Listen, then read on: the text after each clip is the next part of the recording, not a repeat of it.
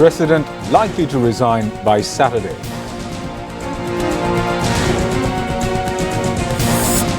Prime Minister gets India's invitation for BRICS summit. Government committed to support investors, Prime Minister. Muzaffar Hussain in army custody.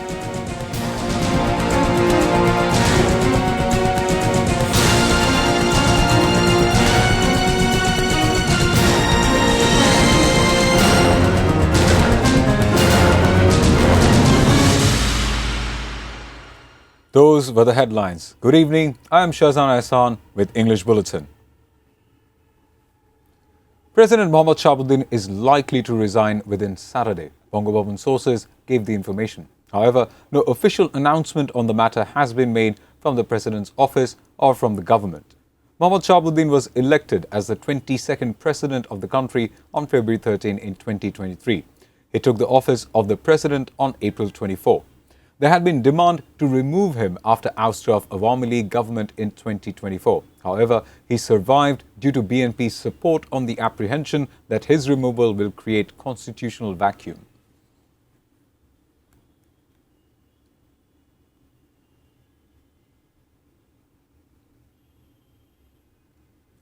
President can resign on health or any other grounds anytime. The government cannot do anything about it. Home Minister Salahuddin Ahmed made the remark on Thursday.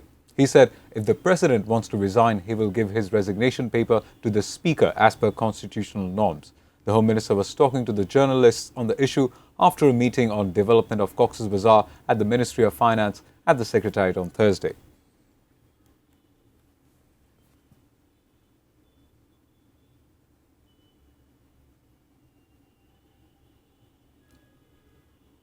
There is no legal basis that a person will lose his parliament seat if the party expels that lawmaker on ethical misconduct grounds.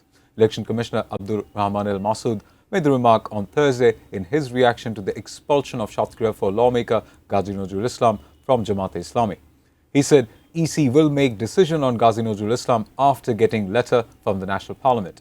Talking on President's resignation issue, Abdur Rahman Al Masood said EC will hold election within 90 days if the post of President gets vacant.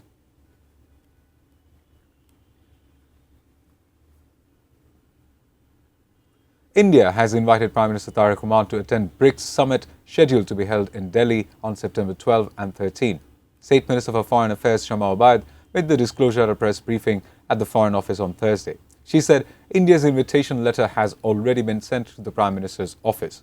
Commenting on media reports that President Mohammad Shahabuddin's telephone conversation with ousted Prime Minister Sheikh Hasina during President's overseas trip, Shama Obaid said the Foreign Ministry has no idea about it. Action will be taken if involvement of any embassy official is found. Talking on Cockroach Party's movement in India, the State Minister for Foreign Affairs said Bangladesh expects stability in the region.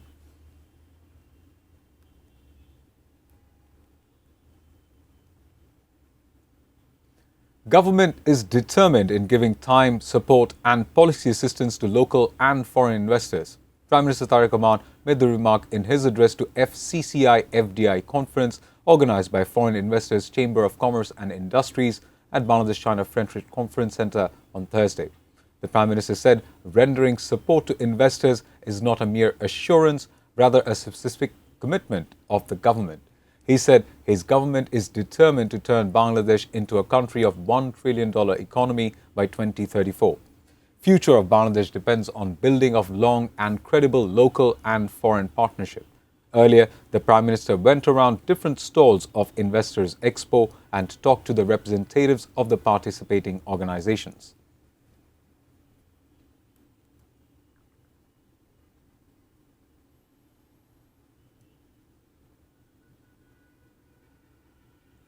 Crisis is getting deepened in the country. Amir of Jamaat Islami Dr. Shafiqur Rahman made the remarks in his address to a rally organized by Dhaka North chapter of party in capital Mirpur on Thursday. Government itself will have to resolve it. The leader of the opposition and Jamaat Islami Amir also called upon the government not to dishonor July martyrs.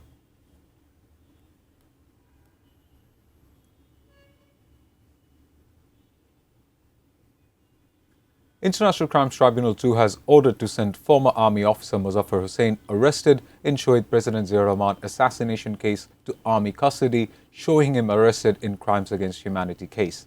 At the same time, Tribunal also granted permission to interrogate him for 2 days as per an appeal from the prosecution. Muzaffar Hussain was produced before the tribunal at around 12:30 p.m. on Thursday. Later, International Crimes Tribunal 2, headed by Justice Nozrul Islam Chaudhry, ordered to send Muzaffar Hussain to army custody, showing him arrested in crimes against humanity case as per an appeal from the chief prosecutor. Earlier, the tribunal ordered to produce Muzaffar by 10 a.m. Thursday as per an appeal from the prosecution for crimes against humanity in connection with Lieutenant General Masaduddin Chaudhry.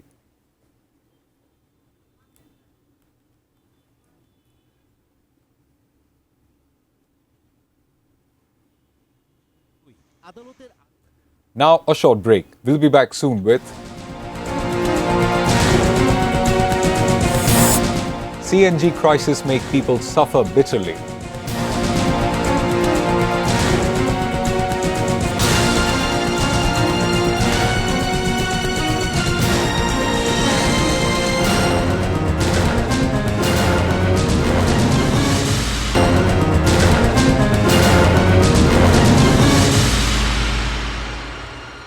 You're watching ATN News. This is English Bulletin. The CNG crisis that had been prevailing for the last few days is now at peak, making people suffer. Huge queue of CNG-run vehicles were seen on Thursday in front of different filling stations in the capital. The CNG-run auto rickshaw and car owners are in deep trouble. One has to wait 4 to 5 hours in front of a filling station to get CNG. Even then, there is no guarantee that all the vehicles in the queue will get CNG. Many filling stations have given the notice closed. When asked, the filling station's manager said they were compelled to do it as there is no supply of gas.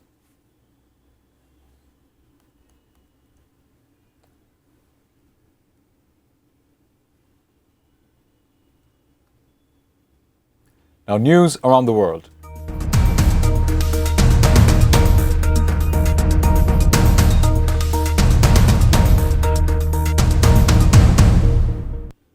India's youth-led cockroach movement shows no sign of backing down. Thousands of cockroach Janata Party supporters are continuing to protest in New Delhi even after demonstrations erupted into violent clashes with the police that left dozens of people injured, including 5 police.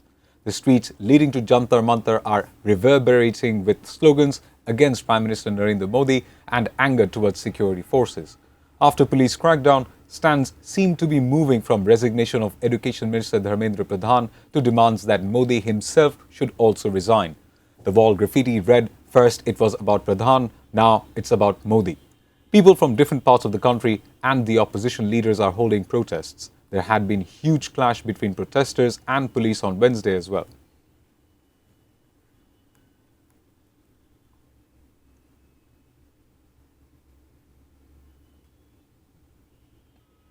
US Central Command confirmed the 12th straight night of precision strikes targeting Iranian coastal defenses, missile drone storage facilities, coastal surveillance sites, and air defense assets. Besides, House of Representatives approved US $95 billion budget plans.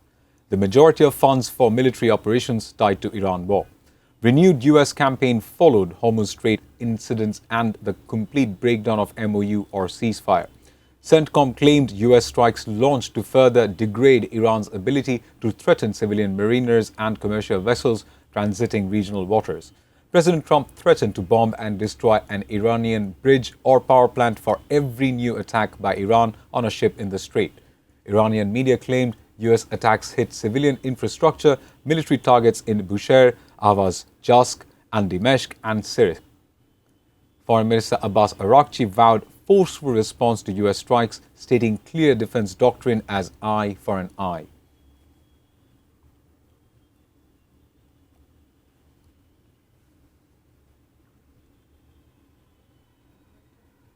Pakistan's military said that forces killed 10 terrorists and arrested 2 female suicide bombers along with their facilitator during operations carried out in the Balochistan province.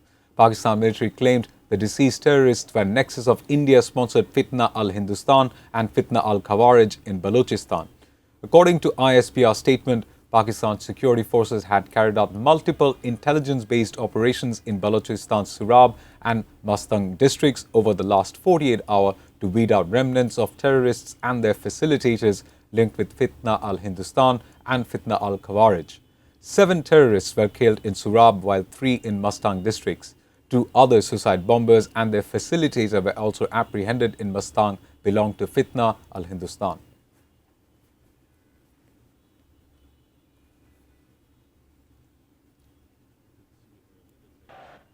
Before ending the bulletin, the top stories once again. President likely to resign by Saturday.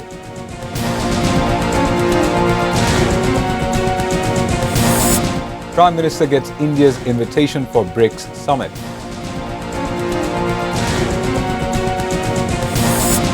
Government committed to support investors, Prime Minister. Muzaffar Hussain in army custody.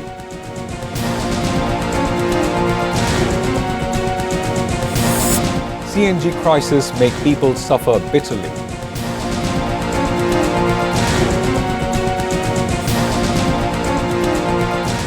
That's all from the newsroom for the moment. Thank you for being with us.